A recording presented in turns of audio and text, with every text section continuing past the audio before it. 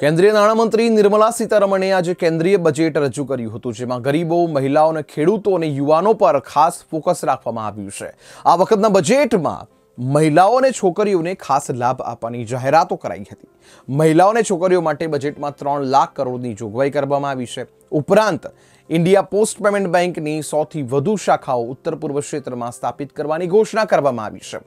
રાષ્ટ્રની ખાદ્ય સુરક્ષા સુનિશ્ચિત કરવા માટે પોલાવરમ સિંચાઈ યોજના પૂર્ણ કરવાની ખાસ યોજનાની પણ આ બજેટમાં જાહેરાત કરવામાં આવી છે. કેન્દ્રીય બજેટ 2024-25માં દર વર્ષે 25,000 વિદ્યાર્થીઓની મદદ માટે મોડેલ સ્કિલ લોન યોજનામાં સુધારાનો પ્રસ્તાવ મુકાયો છે.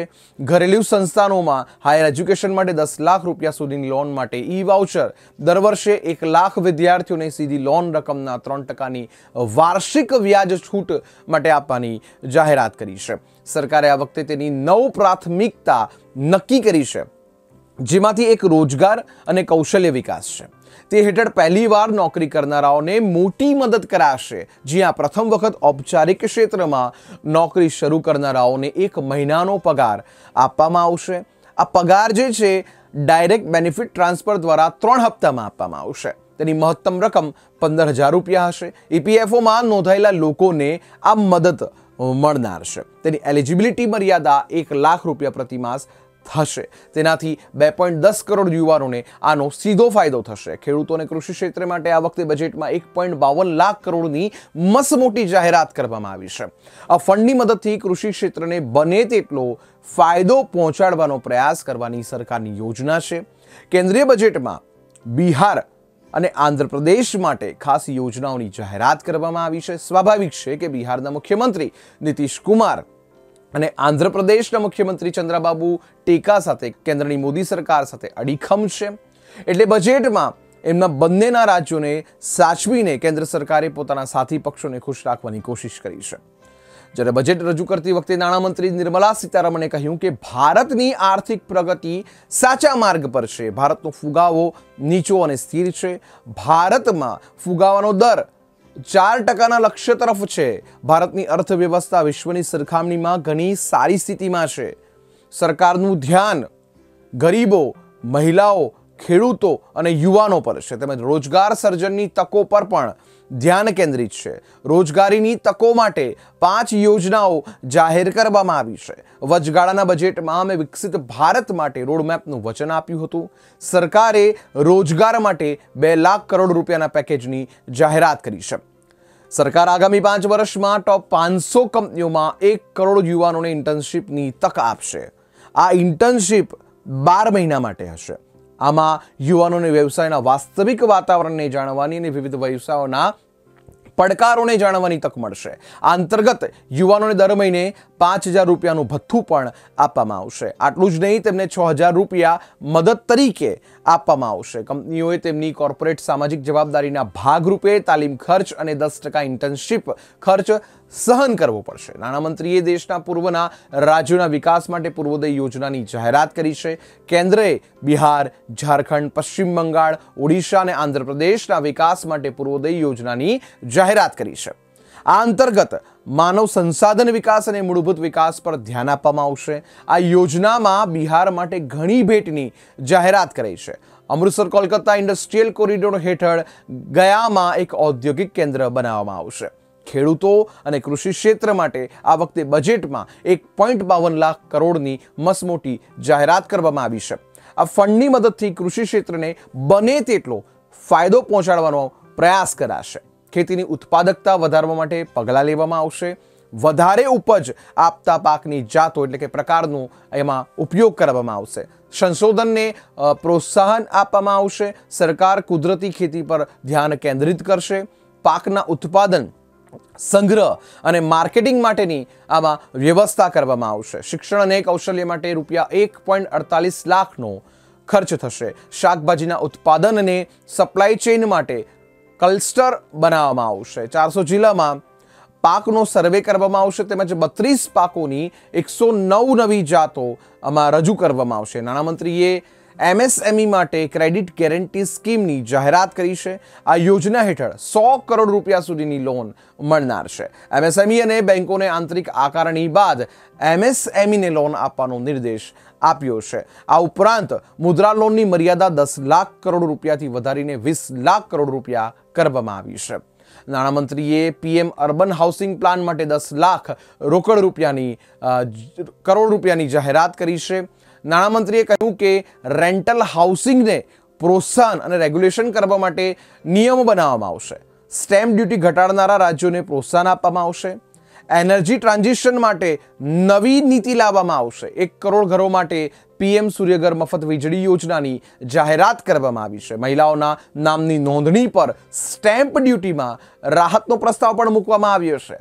નાના ન્યુક્લિયર પાવર પ્લાન્ટ ખાનગી ક્ષેત્રના સહયોગથી બનાવવામાં આવશે. મહત્વપૂર્ણ જાહેરાતો આ બજેટમાં કરવામાં આવી છે. દેશમાં રાષ્ટ્રીય સ્વયંસેવક સંઘ માટે કેન્દ્ર સરકારનો એક નિર્ણય ચર્ચાના એરણે ચડ્યો છે. વાત એવી છે કે વર્ષ 1966માં ઇન્દિરા ગાંધી સરકારે સરકારી કર્મચારીઓને RSSના કાર્યક્રમમાં ભાગ નહીં લેવાનો આદેશ કરતો એક પરિપત્ર બહાર પાડ્યો હતો. જેના પછી એક પણ સરકારી કર્મચારી કે અધિકારી RSS સાથે સીધો સંબંધ રાખતો ન હતો. પણ 58 વર્ષ પછી નરેન્દ્ર મોદીની 3.0 સરકારે આ પરિપત્રને રદ કરી નાખતા રાજકીય મોરચે વિવાદ સર્જાયો છે. 58 વર્ષ જૂના નિયમને રદબાતલ કરતા નરેન્દ્ર મોદી સરકારના મંત્રીઓએ ખુશી વ્યક્ત કરી છે, જ્યારે વિરોધી પાર્ટીઓએ એમાં પક્ષપાતનો આરોપ લગાવ્યો છે. હકીકતમાં કોંગ્રેસ અને RSS વચ્ચે આઝાદીની ચળવળથી જ વિવાદ છે. મહાત્મા ગાંધીની હત્યા પછી આ વિવાદ ચરમસીમાએ પહોંચ્યો હતો. ગાંધીવધ બાદ તત્કાલીન કેન્દ્રીય ગૃહમંત્રી સરદાર પટેલે RSS પર પ્રતિબંધ લાદી દીધો હતો. સરદાર પટેલના આ નિર્ણયનો ખૂબ વિરોધ થયો હતો, પણ લોખંડી પુરુષ ટસના મસ થયા ન હતા. આખરે RSS દ્વારા સારા વર્તનની ખાતરી આપવામાં આવી હતી, જેના પછી સરદાર સાહેબ ઢીલા પડ્યા હતા અને તેમને RSS પરનો પ્રતિબંધ હટાવી લીધો હતો. જોકે વર્ષ 1966માં ઇન્દિરા ગાંધી સરકાર વખતે ફરી એકવાર કોંગ્રેસ અને RSS વચ્ચે નવો વિવાદ શરૂ થયો હતો. આ વખતે વિવાદ હતો ગૌરક્ષાનો.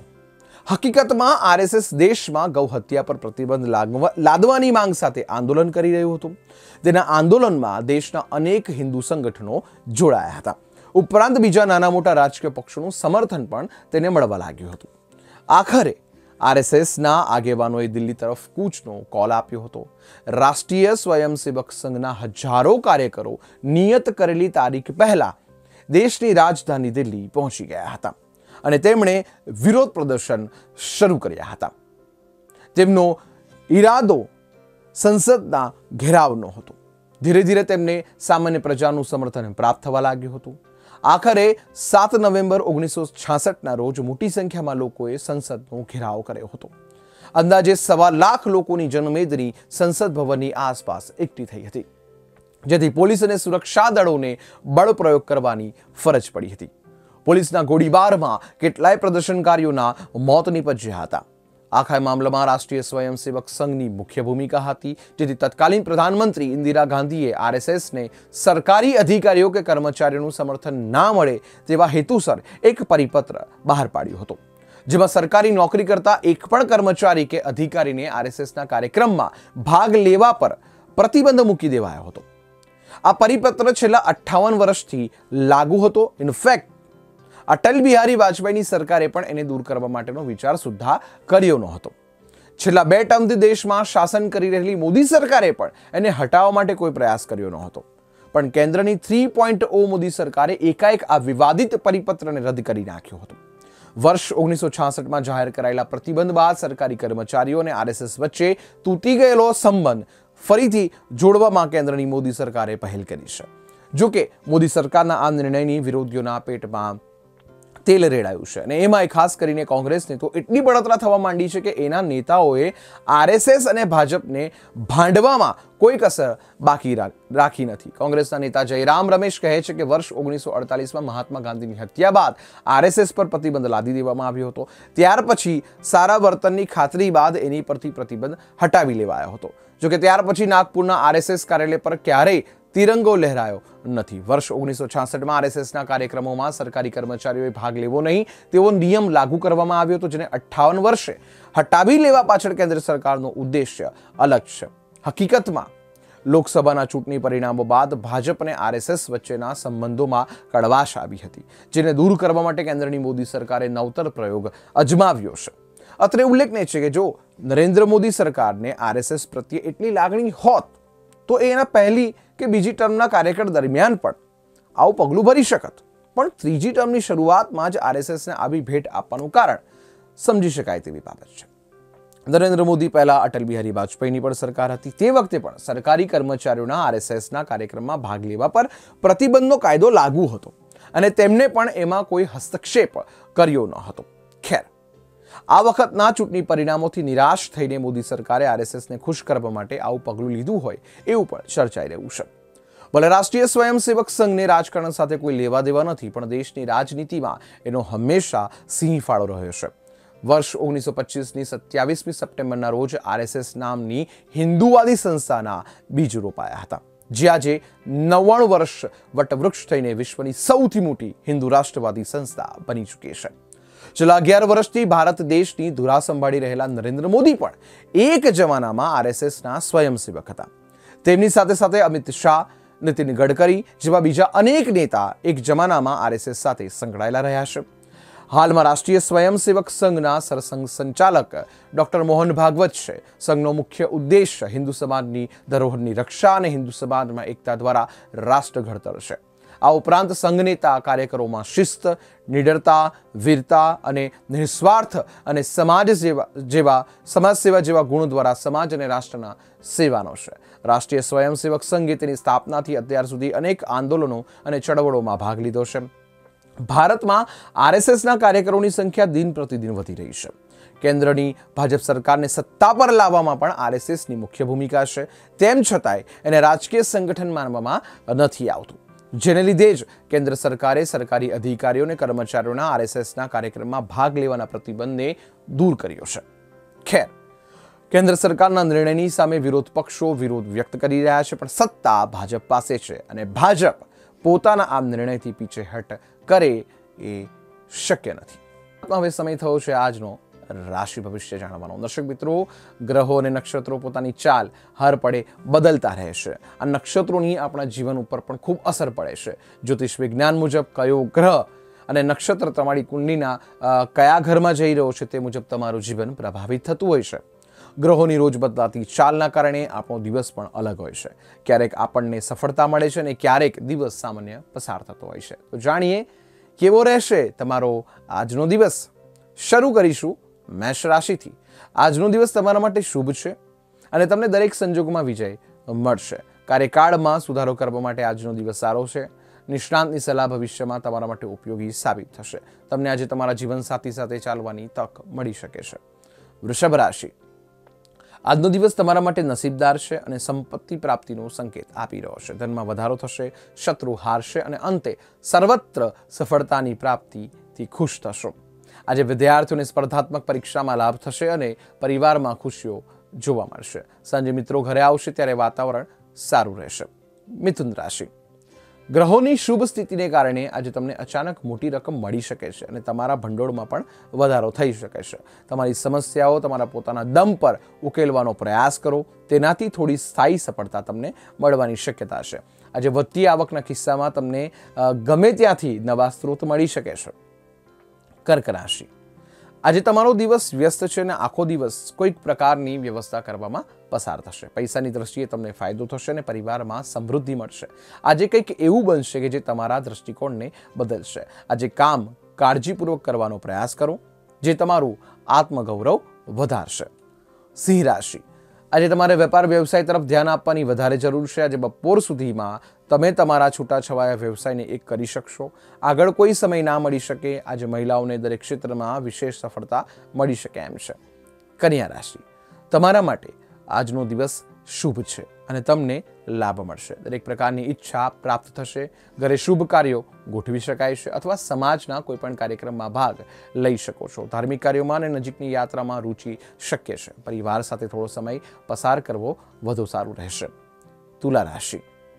આજે તમને શ્રેષ્ઠ સંપત્તિ મળશે અને ભાગ્યની સહાયથી કાર્યો પૂરા થશે.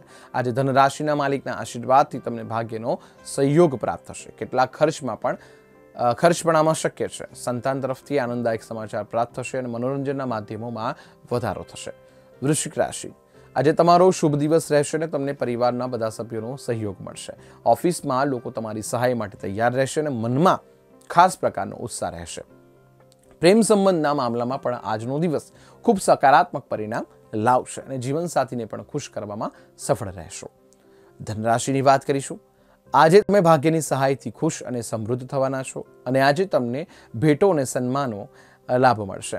નજીકના મિત્રની સલાહ અને ટીકાથી તમે તમારા ખરાબ કાર્યોને પણ યોગ્ય રીતે કરી શકો છો. સમયનો લાભ લઈ શકો છો. આજે તમારે તમારા બાળકને લઈને કોઈ મહત્વપૂર્ણ નિર્ણય લેવો પડી શકે છે.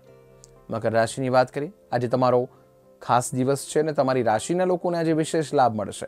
આજનો દિવસ ભાગદોડમાં વિતાવશો અને વિશેષ ચિંતા રહી શકે છે. પત્નીના સ્વાસ્થ્ય માટે સાવચેત રહેવું. મહેમાનો અને અતિથિઓ પણ લાંબુ રહેવાનું વિચારે છે અને તમારા પૈસા પણ તેમના પર ખર્ચ કરવામાં આવી શકે છે. કુંભ રાશિ, આ દિવસે તમને ભાગ્યનો સહયોગ મળશે. ક્ષેત્રમાં સ્થળાંતરથી તમને ફાયદો થઈ શકે છે અને ધંધામાં પણ નફો વધશે. ભાગીદારો સાથે સાચી પ્રામાણિકતા અને સારી વાણી રાખીને તમે લોકોનું દિલ જીતી શકો છો. આજથી અચાનક કોઈ સારા સમાચાર તમારી પાસે આવી શકે એમ છે. અંતે વાત કરીશું મીન રાશિની. આજનો દિવસ તમારા માટે શુભ છે અને તમને શ્રેષ્ઠ પ્રકારની સંપત્તિ મળી શકે એમ છે. આજે ઘણા દિવસોથી અટકેલા પૈસા તમને મળવાની શક્યતા છે. આજે ચંદ્ર સુખ અને શાંતિ આપશે અને તમને તમારા ભાગ્યનો પૂરો સહયોગ મળશે. તમે ઘણા દિવસોથી જે કાર્યો વિશે વિચારતા હતા આજે તે કાર્યો પૂર્ણ થઈ શકે છે. દર્શક મિત્રો, કેમ છો ગુજરાતમાં? બસ આજે આટલું જ. આપના દોસ્ત હિતેશને રજા આપશો. આવતીકાલે ફરી મળીશું. આપનો આભાર. અસ્તુ.